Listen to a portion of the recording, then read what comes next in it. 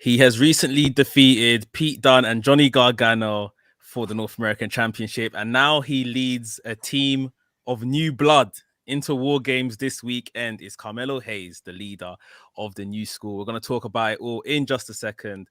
Stay tuned. This is WrstlXtra.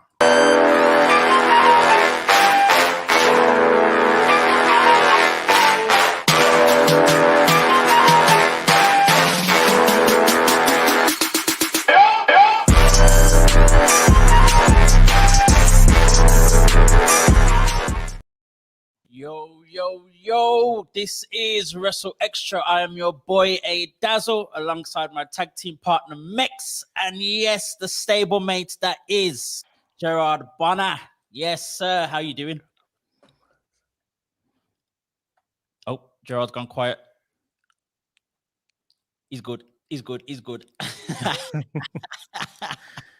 Welcome to the show, people. As Mex said at the top of the show, we are here to talk about Carmelo Hayes. That is going to be our first point of today's show. I think Gerard's frozen on us.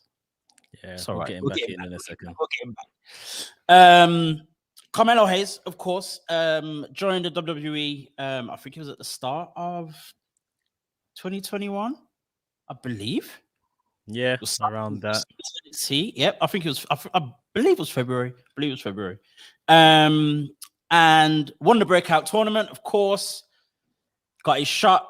He used that shot to go for the North American Championship in that Money in the Bank-esque type of way.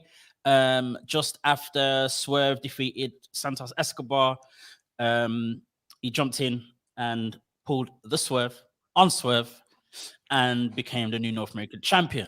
Since then, he's called himself the A champion, even got in Tommaso Ciampa's face and said, I am the A champion. I don't care what championship you're holding. I don't care how long you've been here. I don't care who you are. I am the A champion with no hesitation, no fear, no nothing. Then he gets beaten by Pete Dunne. Okay, so Pete Dunne's now in the picture. Obviously, Johnny Gargano's been on his shoulders, on his back this whole time as well. So then, unlike most heels, he is the one that sets the triple threat match.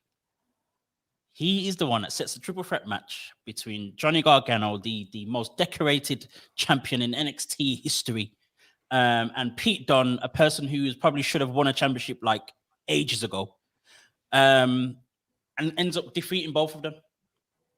Furthermore, we ain't finished there. Furthermore, Carmelo Hayes is now captaining the new guard, NXT 2.0 team into War Games. It has taken him less than a year to become easily can be seen as a top star in NXT 2.0. I'm gonna go to Mex first. We know we've had this talk. Even actually, it was actually when Gerald was here last time, so it was about a month ago. And at that time, actually, it was Mex. I think he changed his mind on that week and decided he was now about it. Yeah. Carmelo Hayes, Trick Williams train. Bro, how has the last month? Has it changed your mind? Has it elevated your feelings? How do you see Carmelo and even more so his future, or very much like short-term future in NXT 2.0?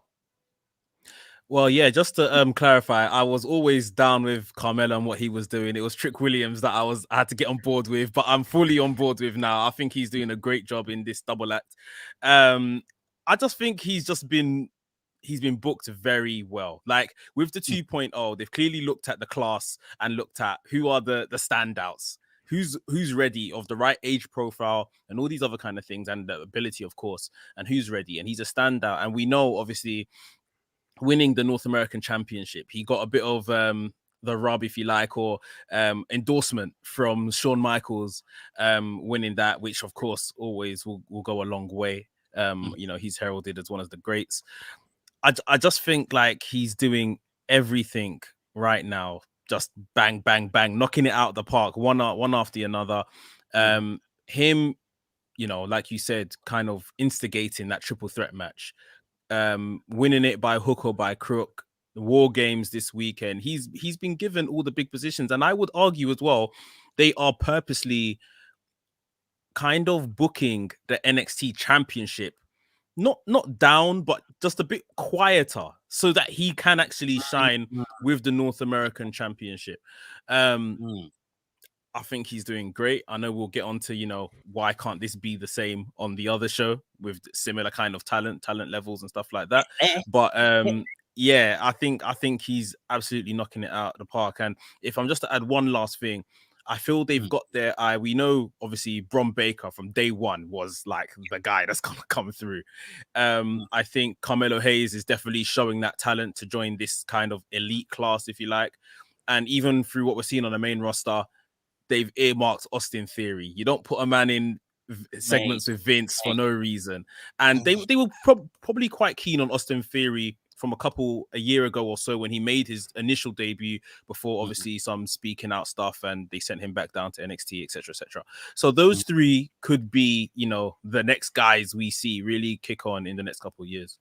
Yeah, for sure. Gerard, give me your thoughts on Carmelo, and how you've seen his last month, and what you think WWE are kind of pushing towards with Carmelo Hayes. Well, I think Carmelo is a great talent. I think there's no doubts about that. You know, this isn't like they are putting the rocket ship on somebody who's not able to carry it. He's able to carry it. He's got all the tools. He's got the in-ring tools for sure. Now he's able to freely talk, which gives him a great opportunity. And then putting him in there with Johnny Gargano, of course, and Pete Dunne, and him walking out of there as a winner says a lot.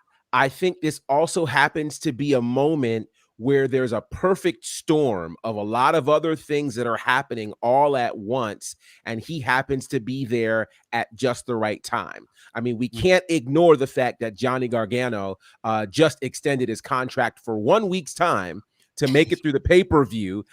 So understanding that, we know he's not going to win the North American Championship. Couple that with this idea that it's clear that WWE, A, has turned NXT 2.0 into full-scale developmental. B, they are far more interested in having the younger talent thrive as they attempt to, I guess, lessen or lower the median age of the average WWE superstar.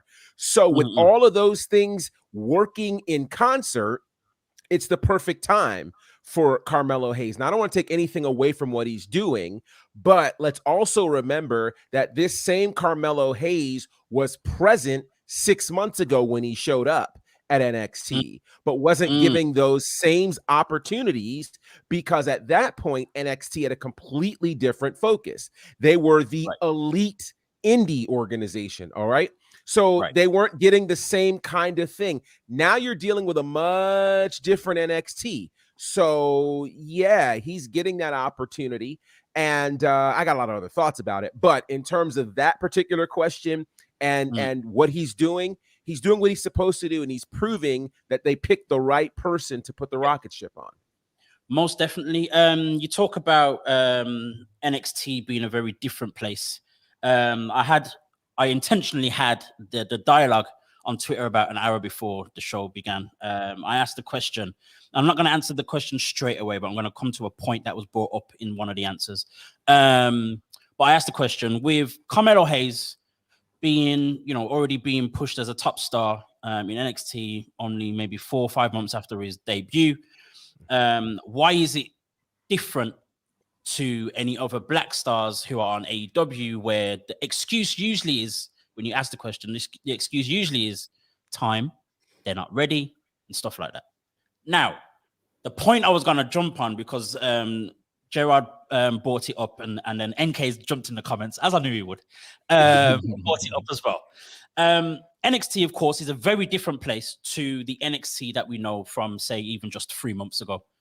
It is also a development territory. It's set in stone now that it's a very, it's a development place. It's not the elite indie place, as Gerard said. It's a very different place. NK made the comment to say that, you know, NXT are treated very differently to main roster. Look at what happened to Hit Row, Keith Lee. The list goes on and on and on from the transition from NXT to the main roster in WWE. Now, for me, the reason why I'm very much confident and see Carmelo's rise as a very different thing to a Keith Lee, for example, who won both the NXT and North American Championship at the same time, is because now the intention is very different. As much as I'm not the biggest fan of NXT 2.0, the one thing I'm very much into is the fact that the intention is for those stars to move into the main roster a lot more seamlessly. I very much doubt we're going to get completely different characters when they move to main roster and all that kind of thing. So to see Carmelo in the place where he is now, knowing that the intention is to, you know, push those guys, your Braun Breakers, Carmelo Hayes, and a few others to the main roster, surely the intention's there. Why is it different? Let's go back to the main question. Why is it different now that, you know, or what is the difference? What is the excuse for me, actually, is the question. What is the excuse that AEW have compared to WWE in terms of pushing certain stars a certain way or being very intentional about their future prospect? Bro, I think the intention is there, like you're saying. The execution is still pants. Like, if you remember a couple weeks ago, we actually got Von Wagner on SmackDown, I think it was, standing next to Adam Pearce. They pretended like they didn't know who this guy was, whether he was security, someone that was going to replace someone in a match. He wasn't named. The commentators said, you know, oh, who's this guy? And all of this kind of stuff. What? This is the whole point of NXT 2.0, as well as the developmental. It was meant to build that continuity, the word we've been banging on about from NXT to main roster. And for one, I don't even know why Von Wagner was there, but the continuity of at least his name wasn't even brought up. Everyone was like, oh my God, who's this guy? And I was literally like, what is the point in this now? So like you're saying, the intention is there. The execution is still not there. However, with AEW, I just feel like let's put it like this. We all know WWE is very scatterbrain in their approach for things. It's literally like, oh, like we'll throw everything away just for this one moment, get a massive pop, and we'll deal with it tomorrow, guys. Don't worry. The backlash, we'll fix that tomorrow. Yeah. AEW are very systematic. They're planning out everything. We've seen how they've planned the first 4 champions of the promotion from day one. And I just feel like, although, yes, it's frustrating. Yes, they need to do better with Black Stars and all of this kind of stuff. It's going to come. The excuse is a running thing. It's running out of time and stuff. But yeah, I just feel like with WWE, if this is just a guy out of, you know, the current class that we can push, let's go with him. And he's doing a good job. So it's just 2 completely different approaches. Gerard, what are your thoughts? Yeah, you know, this is like apples and kumquats, right? Like, this isn't even remotely the same thing that we're dealing with here. You know, quite frankly, I wish that NXT 2.0 had a completely different name, so that this way we wouldn't be comparing it to NXT. This is the equivalent of ECW and WWE's version of ECW. Same name, 2 very different spaces, right? So in understanding that, this NXT, you know, the comment that was made about transitioning from NXT to WWE, basically this NXT is OVW. The same OVW that gave us Brock Lesnar, who we're still looking at today, gave us John Cena, biggest star, you know, certainly in the modern era, gave us, so many people, Mark Henry and tons, Bobby Lashley, like all of these folks. Right, you know, Shelton Benjamin, all these folks who came through the OVW system, because that system was designed to feed into what we now know as WWE.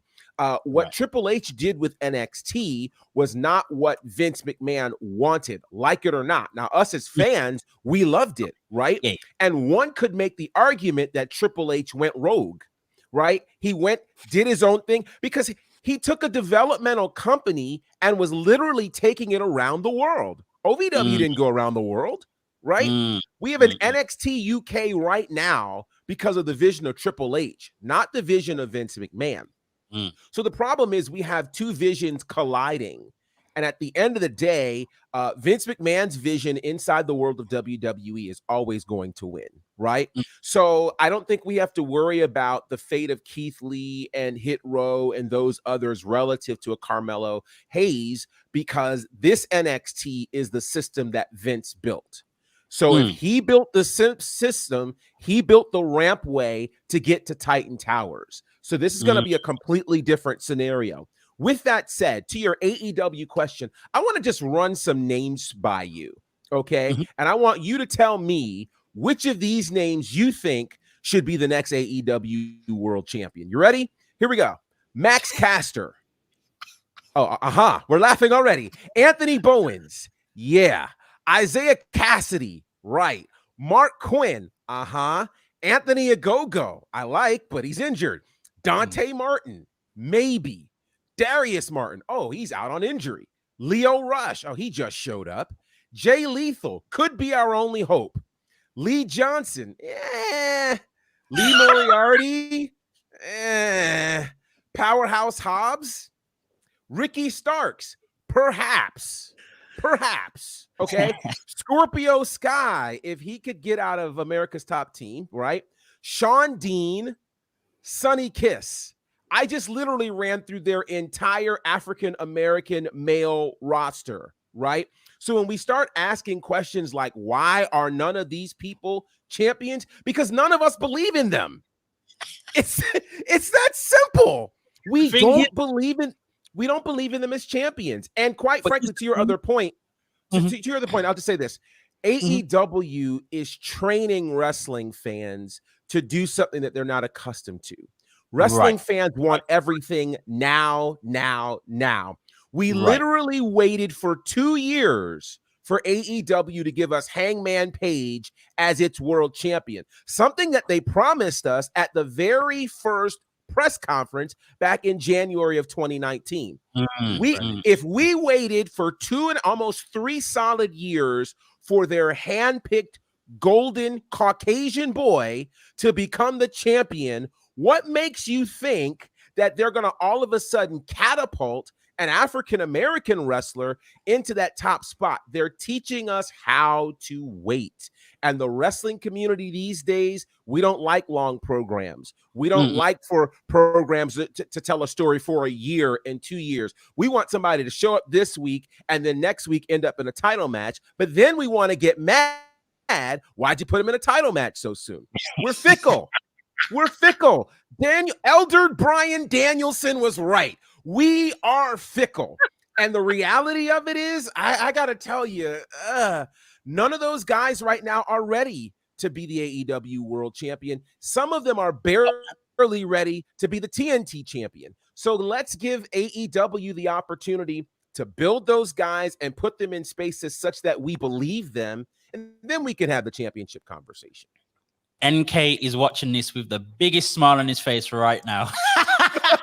It's the truth, though. I mean, well said, Gerard. It's the absolute truth. The talents are there. Like, I think more of the point is we just want to see them in good positions. Like, I would say that the Ricky Starks, Team Taz stuff, Dante Martin stuff, which we'll get onto today, is probably just crossed over into what I would call a major storyline. Like, something's happening there.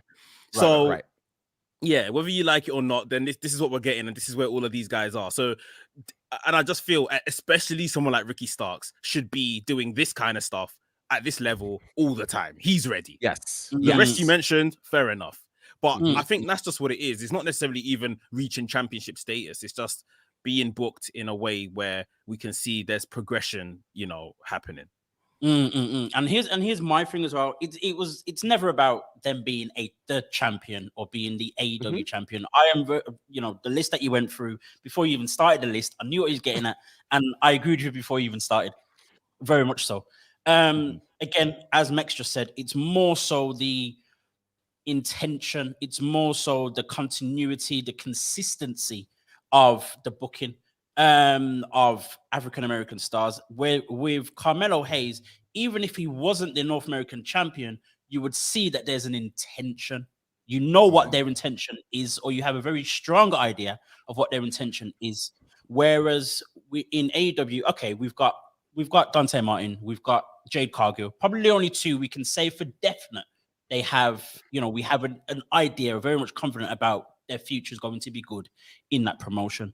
I guess with the others, it's more so not them being ready to be top stars, but at the same time, if Carmelo Hayes wasn't doing what he was doing, we wouldn't care either.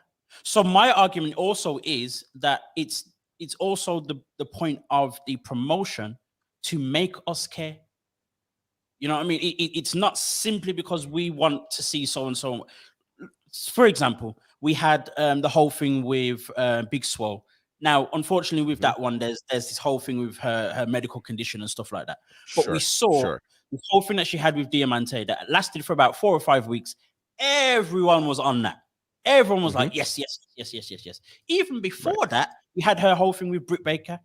Everyone was on that.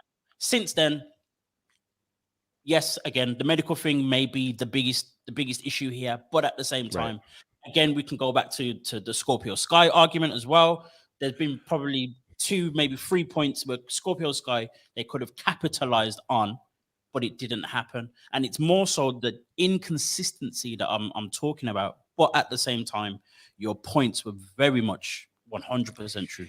Let's throw one other challenge in there too. And this is the other part that makes it hard with AEW. The standard keeps changing. And here's the reason it keeps changing. Because you have CM Punk now. You have Adam Cole now. You have Bryan Danielson now. And so one of the things that happens is when WWE and Ring of Honor and all these other places start releasing wrestlers, they give AEW the opportunity to raise the standard one more time. So now the question is, if you had all of those African-American stars that we just mentioned in there without those guys, then there's perhaps more of an opportunity for them to end up on television and in some great spots.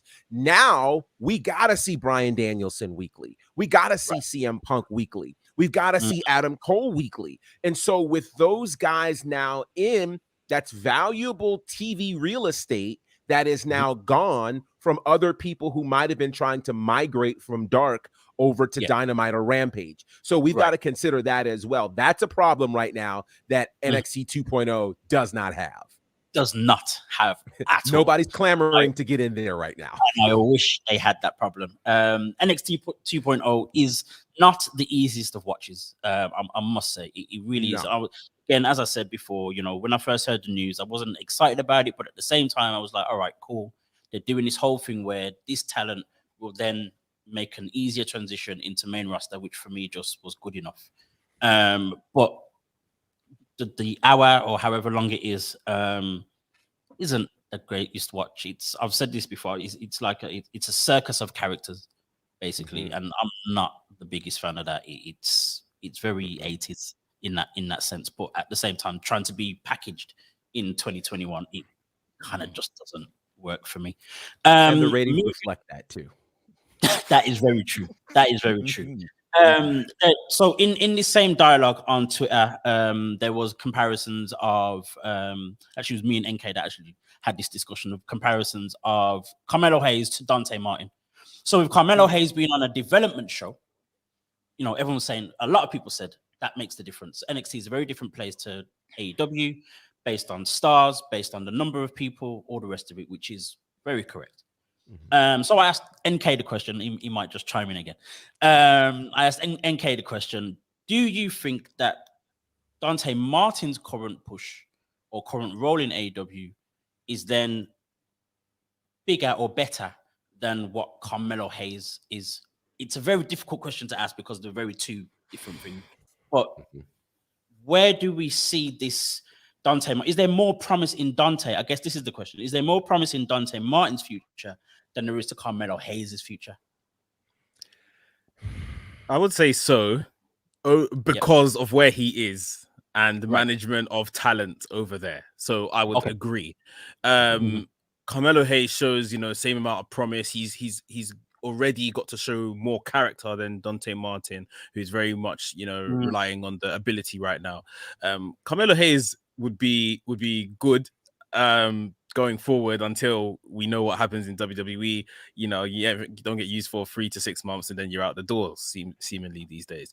Right. I would say Dante Martin's in a better place for development wise, but you can't necessarily argue that he's better than a champion. Right. North American champion right now. He's holding so yeah, it's good, but his role right now is very, very good. Is very, very interesting. I assume in the next couple of weeks we're going to see some character work from him as well with where the story's going. But yeah, I mean, it's not even to compare these guys. We just want good for everybody across where they are. And like you said, it's you can't necessarily compare what's meant to be developmental against what is another company's main show sort of thing. Right. Yeah, man. Just want everyone to win. The other comparison that came up, and Gerard, you could probably talk on both the comparisons, is Gareth, wrestling. He's probably the one person that gave me the best response. Whether I agree with it or not doesn't really matter. He gave me a very, strong response. He's very much known for that. But he made the comparison saying that if he was in a wrestler's boots, he would rather be Ricky Starks than Carmelo Hayes right now. Gerard, would you agree with that based on all factors that we're talking about here? I would absolutely agree with that. Ricky Starks coming from the NWA, being the NWA television champion, he came onto, of course, AEW and didn't go to dark. They're developmental, for lack of a better term. He found himself, early on getting connected up with Taz and kind of doing that whole situation, which I thought was good. I think, again, AEW and what they're doing on their Dynamite show, comparing that to NXT 2.0, again, it's really hard to make that comparison. But of the three people that you mentioned, Ricky Starks, I think, is the one that is best positioned to be able to make a major impact. Because, again, think about it. All those names we mentioned, Danielson, Adam Cole, all those folks, CM Punk, who are getting time along with the new champion and all of the other established folks, Starks' name is still mentioned in there, which I think is super important compared to us talking about Carmelo Anthony. I'm going to do that all the time. Carmelo Hayes, Carmelo Hayes being mentioned with Von Wagner. Yeah. Right. Like it doesn't come. Braun Breaker. Yeah, doesn't hold the same weight. You know what I mean? So I think the challenge for Carmelo Hayes is going to be, honestly, when he gets to Raw or SmackDown. NXT 2.0 is not a challenge for him, right? The question is, can he last in there with the Xavier Woods, with the Big E's, with the Roman Reigns, with the people who we want to tune in and see every week? That's the challenge. The other thing that I think is interesting is it's been a long time since we've watched a star in the making, right? We started noticing that a couple of years ago with Bianca Belaire, right? And a few other folks, but certainly on the male side, it's been a while since we've watched a star in the making. I feel like we're seeing that with Dante Martin. I feel like we're seeing that Ricky Starks is already a star, but now moving to that elite level.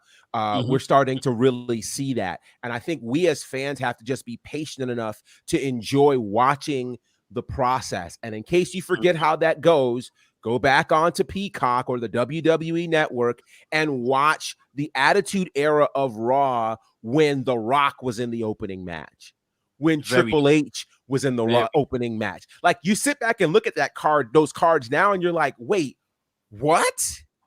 But they were in developmental mode into becoming major stars. So hopefully we can get to a space where we can appreciate watching that happen. But who's positioned best of those three? Definitely Ricky Starks. And the fact that Dante Martin is in with Starks and Team Taz, that's good. That's really, really good. Yeah. To ask that question, actually, to go into that whole thing, this whole thing with Team Taz, Dante Martin, Leo Rush, I'm gonna share my thoughts. I just don't get it. I just don't get it. We said this last week. I just don't get it. I don't understand why it's happening. You know, Team Taz hasn't exactly had the greatest run in their whole time they've been in AEW. Dante Martin and Leo Rush had a storyline that they could run with already. Even the way it was executed, with it just being a contract in front of him, boom, boom, boom. He jumped on the table, walked off, took a bag of chips, and boom, we're good. Gerard, what's going on? To me, I think this is showing the naivete of Dante Martin. You know, the fact that this is a guy who's got amazing athletic ability, but is still super young and is just looking for whatever the best train is to success.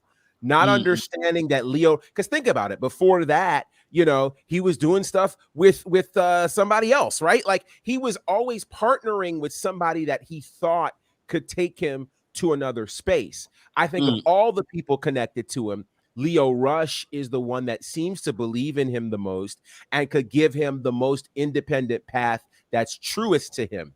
But he doesn't get that yet. So what I think is going to happen is we now get to see Team Taz starting to mold Dante Martin into something that he doesn't want to become. And that kind of tension always makes for good TV. So I don't see Dante Martin as a permanent fixture in Team Taz. I see him just as a cog in the wheel. And at some point, he's going to start to see they have not created the major stars. The only championship that they've held is a championship that Taz created.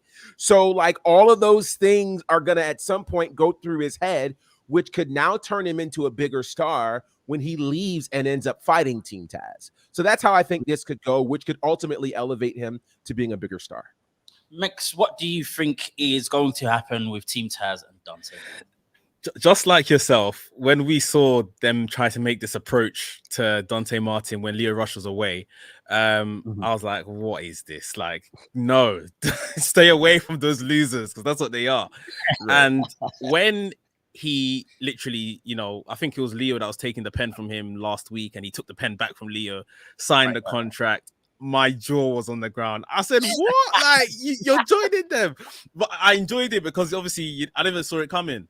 And with him then obviously taking the snack from Hook, jumping over the table, I completely agree with Gerard. I think this is what they're doing, is finding himself. Like he alluded to, he was with Matt Sydal. Now he's with Leo Rush. Now he's with Team Taz. And I would like it to come to a point where, yes, they are making him do something stupid and change his character, and maybe that's how we bring Darius back in, his brother.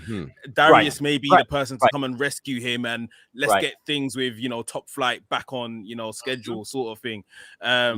Yeah, and more, like we said, you know, a while ago, more character work from Dante Martin is what we need. We can see he can clearly do it in the ring. They need to start, you know, putting him in positions where we see more facial expressions, more promo skills and things like that. But yeah, I think this is it's an interesting turn that I never thought I would be interested in. And that's the thing for me when thinking about it. Like, I still don't see why it happened, but at the same time, there's still something to work with going forward. And for me, it definitely is more so the whole thing of Darius Martin coming back and saying, right, you've done this, here, there, and everywhere. Let's just get back to how it was, because that's the only way it was working in the first place. So, you know, let's just go back to normal, and hopefully that is what it will all be. So, you know, NK said the faction show has sold me. He's saying Gerard has sold me. I wasn't a fan of this story because of how Team Taz have been positioned. But if it goes a similar direction to what Gerard is saying, I would like it. I think I'm very much the same. It makes sense of it. It makes sense of the unnecessary turn, if that makes sense. I think for me that's what it is. I'm just waiting for Darius to come back. What was interesting actually is there was a picture posted on, I don't remember if it was Instagram or Twitter, with Leo Rush and Darius Martin. Darius Martin. Interesting. I believe that was at an indie show. I can't remember what show it was, but that picture was put up last week or in the last few days. Like, that's what actually it was actually that made me think, right, maybe it's Darius that comes back and then, resumes or normality back to top flight. And Dante, and maybe with Lio Rush on the side. Maybe. We all kind of did this whole thing when Lio Rush kind of stole Dante away from Matt Sydal. We were like, right, now let's have this trios thing going on. I believe that's kind of where we're going to now, but in a very different way to what we expected, I guess. So maybe this whole typical long-term storyline AEW does, it might just actually make sense this time around. With that said, we are moving to the next part of our show.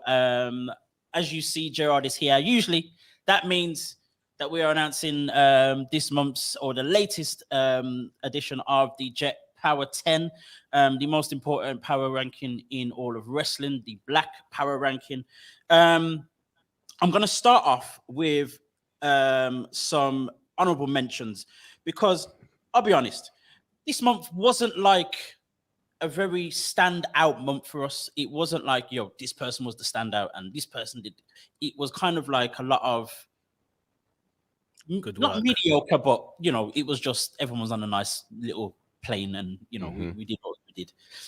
In terms of the honorable mentions, I have to shout out Shane Taylor Promotions, Trish Adora, Holly Dead, and Willow Nightingale as well. All four of them have either been booked very often on the Indies, have either defended or won championships in the month of November.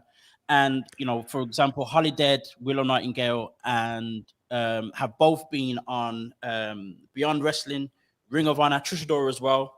Both of those promotions. Trish Adora has defended her championship against Shug D.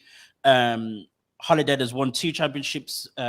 Willow Nightingale's won a championship. Like, they've literally been everywhere.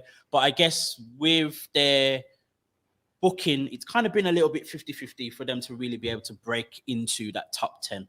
And Shane Taylor Promotions as well. Moving into the top 10, the first one is a guy we've already mentioned. It's Lio Rush. Of course, Lio Rush has been here, there, and everywhere, and obviously made a big shout in AEW alongside Dante Martin. They beat the Acclaimed, who are the number 4 or 5 tag team in AEW. So Lio Rush gets a mention there. Number 9 is Jade Cargill. We know Jade Cargill has moved into the next round of the TBS tournament, defeating Red Velvet in another great match between the two of them. And we see the intention, and me and Mex have said this for the last 4 or 5 weeks. It has to be her that wins that championship. Has to be. Number 8 is Moose. Not a lot has happened since he won the Impact World Championship, but he did defend it in a very strong match against Eddie Edwards at Turning Point, which was a decent match. Had a lot going on, and to defend your championship, it puts you up there straight away. Number 7 is Dante Martin. We've said everything we can say about Dante Martin today, so there's not much more I can say about him. Number 6 is Jonathan Gresham. Jonathan Gresham is now the number 1 contender for the Ring of Honor Championship. We're also seeing a lot of buzz with Jonathan Gresham as well about his future, what he's going to do next. Is he going to go to AEW? Will he win this Ring of Honor Championship on the final day? I think he will. I had a good talk with him last week. Check it out on my YouTube channel. A good talk with him and Baron Black about Terminus, about his future.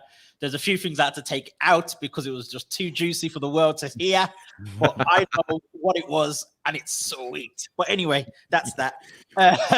Going into number 5, and of course, when we do the top 5, we talk about these people a little bit more. So number 5 was actually Jay Lethal. So Jay Lethal, another one who was part of Jonathan Gresham's foundation, now clearly says AEW is his home. He came in straight away with a match against Sammy Guevara for the TNT Championship. Mex, he's not done much since. How do you feel? And you know what, Gerard mentioned him as probably, like, at the moment, him and Ricky Starks is our only hope as this, future AEW world champion. Do you still see that happening? Is that really actually a thing? Like, I'm actually, and this may be cheeky and no disrespect, but if I had to put money on it, I would actually like rank, say, the likes of Keith Lee coming in and becoming world champion before Jay Lethal. Right. Not so sure about Ricky Starks because, like, we know he is liked. Not to say Jay Lethal isn't, but he is, favored in the company somewhat, and he's on his climb up, no matter how slow we may think it is. But yeah, I can't see Jay Lethal becoming world champion, just in terms of their plans and, like we say, how they've laid things out. I just feel like with Keith Lee or someone like that, they could probably hinge him in somewhere. And I feel like Jay Lethal will be deviating from the plan a bit too much. But I do think like a TNT championship or something like that is in his future. Tag team title maybe with somebody. But I can't say, like, I just remembered now, like, so we saw his match against Sammy Guevara. Great match. Very good match. Losing effort. And then we had Dynamite this past week and he wasn't on the show, was he? And I just remember, like, they might do like a vignette. I remember when Ruby Soho lost her title match and then they done a vignette next week, like, oh yeah, I'm gonna come back harder, all that kind of chat. Okay. And Jay Lethal wasn't on the show in no way, no capacity. I think he was on Dark. I think he was on Dark or Dark Elevation. Maybe, but I mean, he wasn't mentioned on what do you call it? He wasn't mentioned on Dynamite. So, yeah, I'm happy for him to get work and kind of be featured, but I still think his role is going to be pretty much kind of putting people over. A lot of what we're seeing kind of Bobby Fish do, just nice positions, but yeah. Gerard, what are you gonna say? So I'm sitting up here saying, in terms of whatever AEW's future plans are for its world champions, I think it's interesting to think that there are 3 previous world champions are Kenny Omega, Jon Moxley, and of course Chris Jericho. I mentioned all of them because all of them are either knocking on 40's door or over 40 in the case of Chris Jericho. Right. So when I look at somebody like Jay Lethal, somebody who obviously was a major figure in Ring of Honor, to me, the truth of it is I don't think Lethal has had a stage this large yet.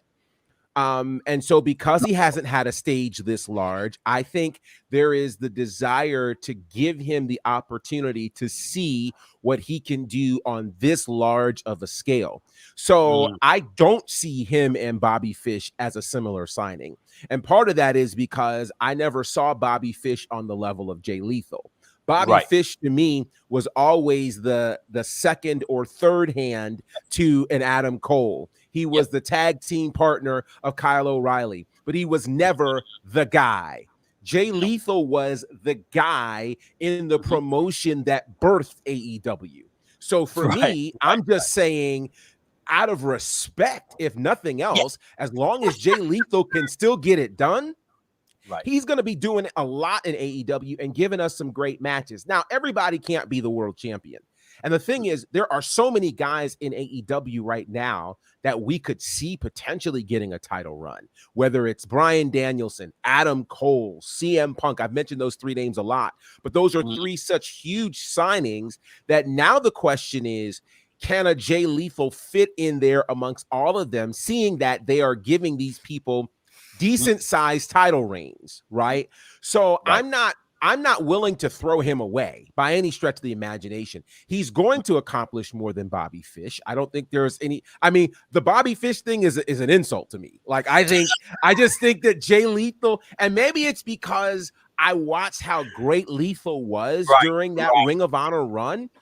He was that guy. And that was during the era while the Young Bucks were there, right? While several others were there. So I think he's that guy. Now, is he at the point of his career where he wants to put other people over? Probably. But he's never seen, unlike CM Punk, Adam Cole, and Bryan Danielson, he's never seen a stage this big. So I think for him, it's going to hit a bit differently than for the other 3 that I've mentioned. So I don't know if he'll be the world champion, but I don't think that his run in AEW is going to be a wash. I think it's going to be more significant. And I think the reason we haven't seen him is we're still seeing him still on ROH TV. right? So he's still wrapping some things up there. And so after that, I think is where we're going to get the full on Jay Lethal picture. Where he fits, I don't know, because it's crowded in AEW. That's very true. And to go off your points really quickly before moving on to the next one. For me, it is all about that respect. And I know I too would want to see Jay Lethal be the Jay Lethal he was in ROH, at his pinnacle, at his peak, longest running AEW ROH champion, won every single title in ROH as well. The only thing for me that the problem is, unfortunately, the timing is absolutely wrong. Not just because of AEW being stacked, but also what Jay Lethal or who Jay Lethal has been in the last 12 months in ROH. He's basically been second fiddle to Jonathan Gresham. That's true. That diminished a lot of what he has accomplished in Ring of Honor. Fair. So for him to move straight into any kind of big space in AEW is going to be very, very difficult. Yes, it's a little bit of an insult given their history to compare Lethal and Bobby Fish, but at the same time, I honestly believe that is how he will be used. And it sounds difficult to say that, but I just see that happening.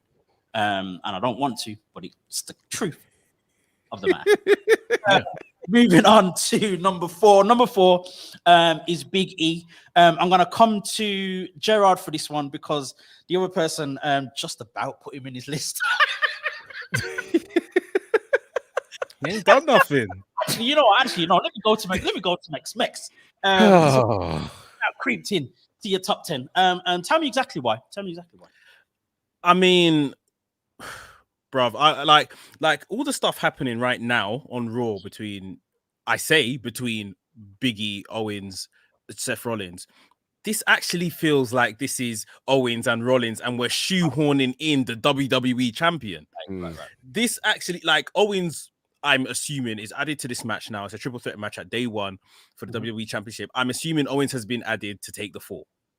We know he's more or less on his way out. However, it seems like Big E has been added to this match for something like that. If he wasn't champion, that's what you would think. Like he's not really doing much. It's not necessarily his fault. I don't know how they're gonna book, his title reign, but we need some serious feuds where it's just him and someone else they can sink their teeth into and really get at it. And looking over the month, he took a loss to Roman Reigns at Survivor Series after a good performance, but he took a loss nonetheless. There's nothing he done of note, so he ended up 10th in my list. Fair enough. It's not bad reasoning at all, to be honest. It's not bad reasoning. It's based on wins and losses. It's based on caliber of opponent as well. So it makes sense. And to be honest, I feel as though it hasn't been Kevin Owens added to the triple threat match. It's been Big E added to the triple threat match. Because the whole show was dialogue between Kevin Owens and Seth Rollins. It was the same last week. It was the same the week before. So very much so.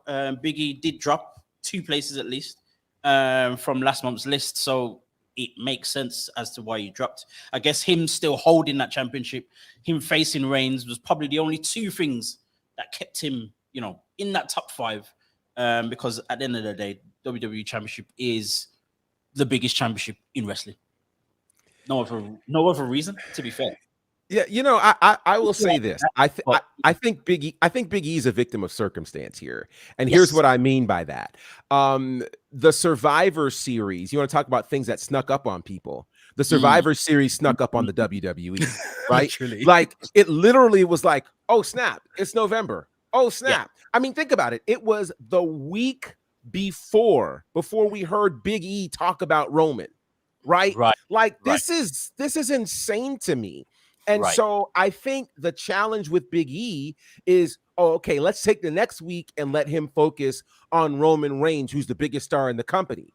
Oh, okay. And we'll use Kofi and we'll use the King Woods to help make that happen. Like, wait, what? Like it doesn't make sense. And then somewhere sandwiched in there, oh yeah, let me get back to Seth and let me get back to Kevin Owens.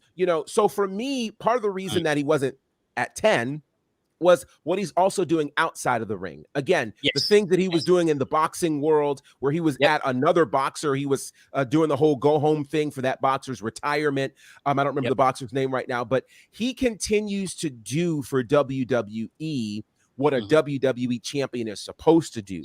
Be that big time figure out there impacting other parts of the marketplace. So for me, that's what kept him a bit higher on this list. And let's just say he had an amazing match with Roman Reigns. Nobody honestly thought that he was going to go in and win that match because Roman is just that strong right now, but he put up a strong enough showing for me. So yeah, you know, I don't have him at 10, but granted, to your point, Mex, he doesn't have any successful title defenses in the last month.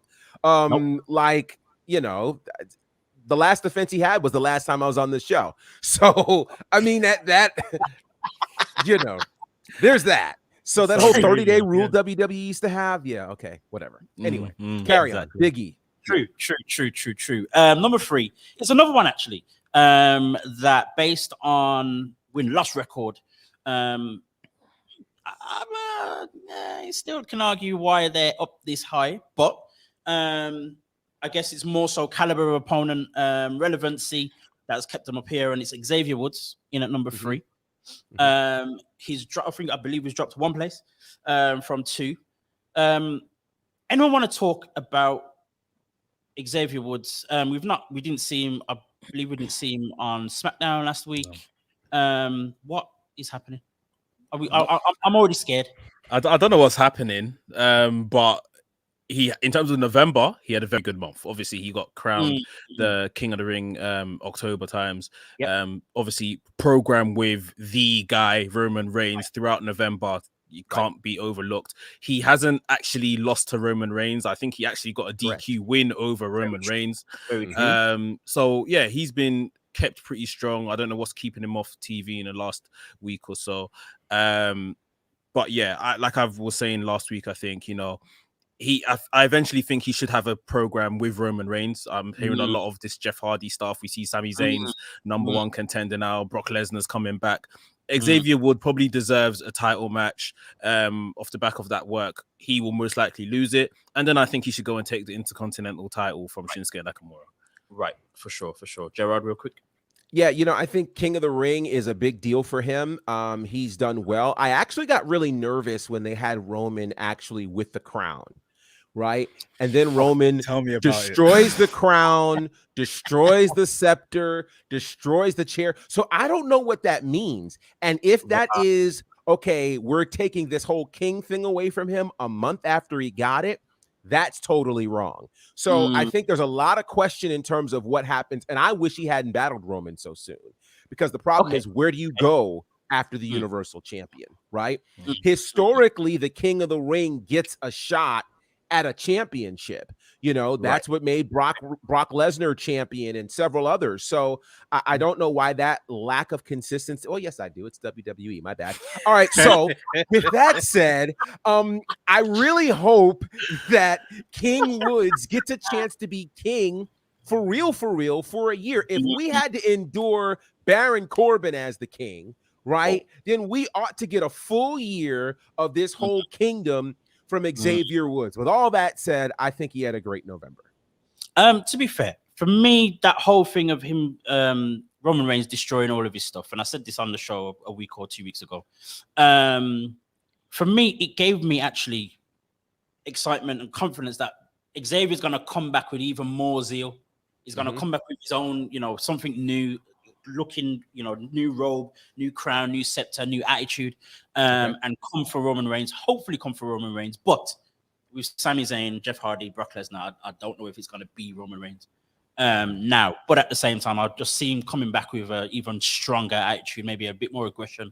He would definitely be on his own this time as well, because, you know, Big E came and saved him. We've got no Kofi Kingston for a while. He's on his own. So that's going to be interesting. So I'm actually a little bit excited to see what happens with Xavier Woods, and not so much disappointed that we may not get, you know, the full King of the Ring or King Woods that we want. And we know he's going to do great with Moving to number 2, there's not much we can say. We've said so much about this guy already. It's Carmelo Hayes, of course, defended his North American Championship against Pete Dunne and Johnny Gargano. He's now the captain of the War Games team. He's got 2 wins over Johnny Gargano in the month as well, which is massive for him. After our conversation, I'm a little bit worried now that I probably ranked him a little bit too high based on the fact that he's in NXT 2.0. That's the only thing to worry about. Like, obviously, it's good to see him how he's flourishing right now. Good to see him as champion. We're getting, the character work. We're getting the ability, but it's hot shot booking over there. So the minute maybe he's not champion, what's gonna happen to him in NXT? The minute he gets moved up to main roster, we all better start kneeling down and doing our prayers together. Divine intervention, because we don't know how much longer he's gonna be there. So. That's the only thing, worrying about someone that you invested in WWE. But as for the last month, him, Trick Williams, they've knocked it out of the park. Yeah. Gerard, are you about it?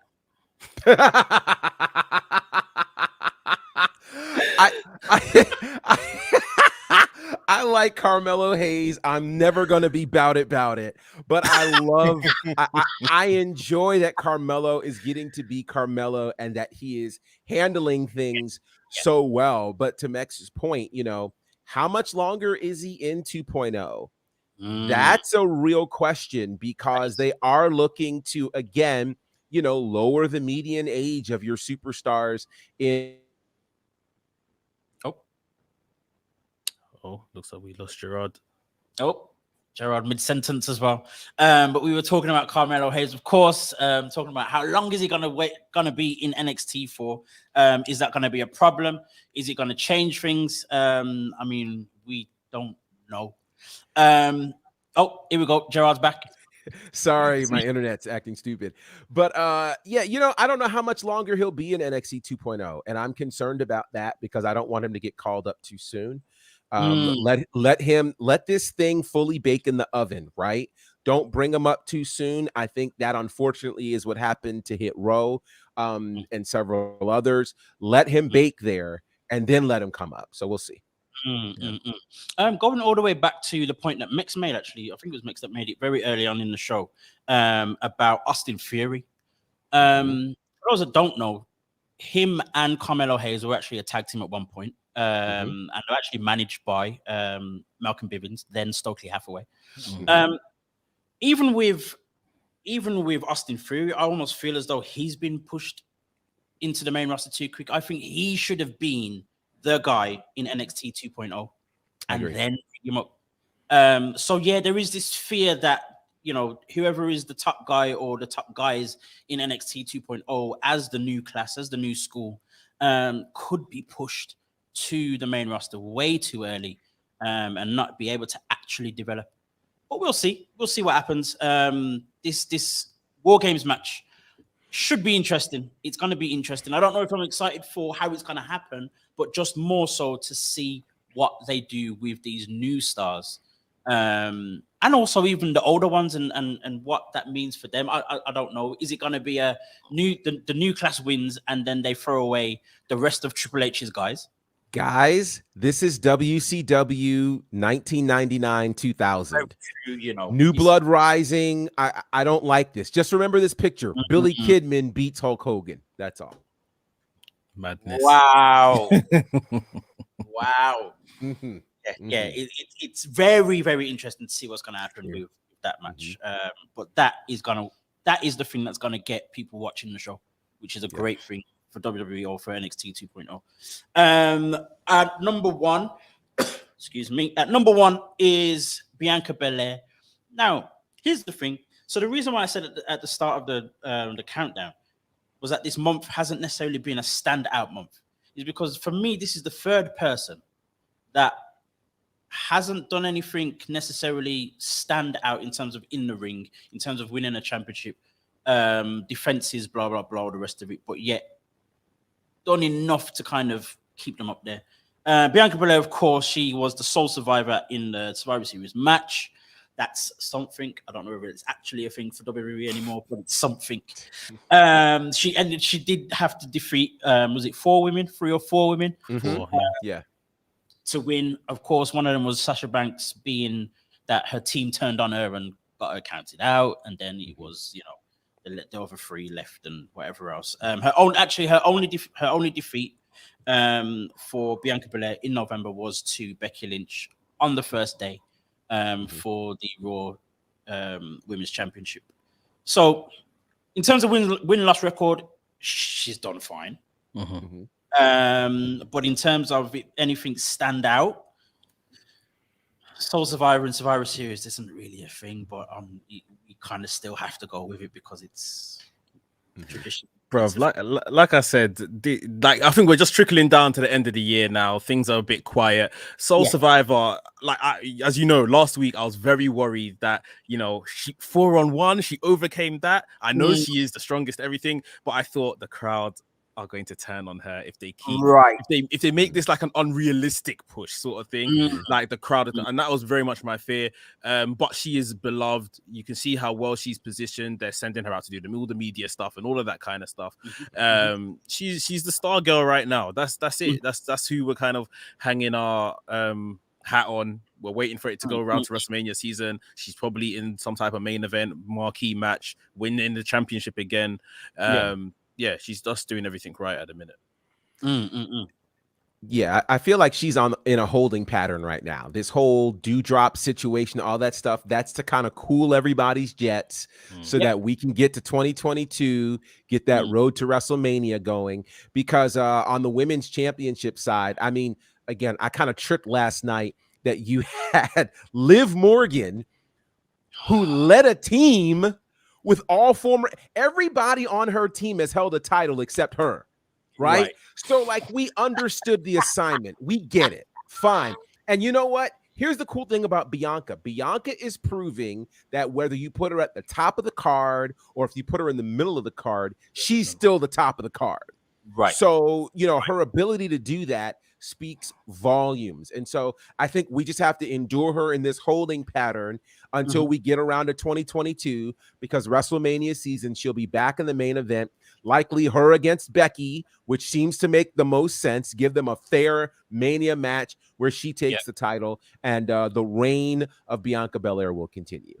And I think for me, that is the difference as well. As you said, Gerard, you put her in the mid card, she's still the top of the card. She's still the star. She's being placed as the star, being booked as a star. The intention is very clear.